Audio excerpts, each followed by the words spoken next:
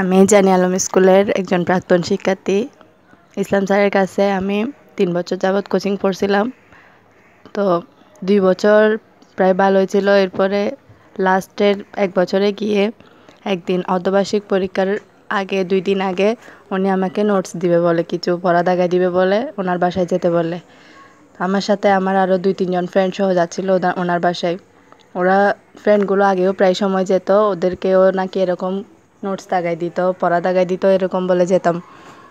তারপর ওদের সাথে যাওয়ার পর ওখানে বাসায়, উনি যে বাসায় থাকে ওখানে দোতলায়, কাজ কমপ্লিট হয়নি তখন ওদের বাসাটায়, উনি ওখানে থাকতেন, ওই রুমে পড়াতেন।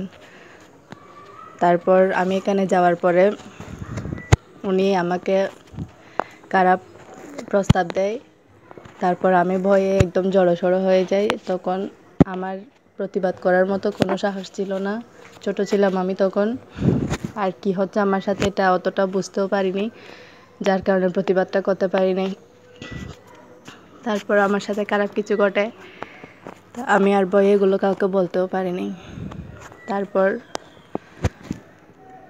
এভাবে আরও অনেক পরে জানতে পারি এরকম আরও অনেক মেয়ের সাথেও করে উনি এরকম। তারপর এরপরে কোচিং থেকে চলে আসার পর, এরপরে অনেক দিন পর কোচিং থেকে যখন আমি চলে আসি, তারপর ওনার কাছ থেকে আমি মুক্তি পাই। সেটা হচ্ছে আমাদের স্কুলের একজন শিক্ষক, যিনি পদ্ম নামেও পরিচিত, জানানো ইসলাম স্যার। উনি শুরু থেকে 2011 সাল থেকে স্কুল যখন থেকে হয়েছে তখন থেকে এই ঘটনাগুলো করে আসতেছে। আমরা শুনছি আমাদের ক্লাসমেট হোক, আমাদের জুনিয়র সিনিয়র যারা অনেকের সাথে এই ঘটনা করছে, কিন্তু কারো বলার সাহস পায় নাই।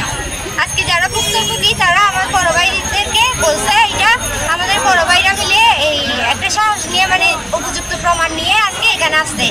তা আমরা চাই, দাবি কি ছিল আপনাদের আজকে? দাবি হচ্ছে দর্শকের কোনো মতে স্কুলের টিচার হতে পারে না, দর্শকের পদত্যাগ হতে হবে, পদে জায়গা হবে না। আমাদের শিক্ষক হচ্ছে আমাদের স্কুল বলো ওটাকে দর্শক চাই না।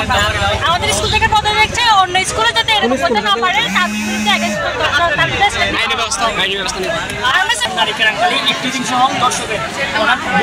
অভিযোগ নয়, এমনকি প্রমাণ সহকারে ওনাকে ধরানো হয়েছে, কিন্তু উনি বর্তমানে স্কুলে নাই হচ্ছে টিচার। ওনার অভিযোগ, উনি সত্যতা প্রমাণ যে উনি যে দোষ করেছে সেটা উনি নিজেই জানেন, যার কারণে উনি আজকে অনুপস্থিত পালিয়েছেন।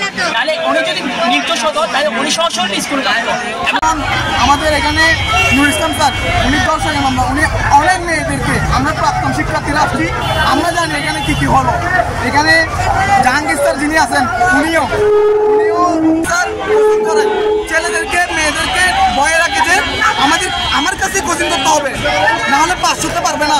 এখানে আপনার ছাত্রছাত্রীদেরকে জিজ্ঞেস করতে পারেন, এখানে সবাই এখানে ঠিক আছে।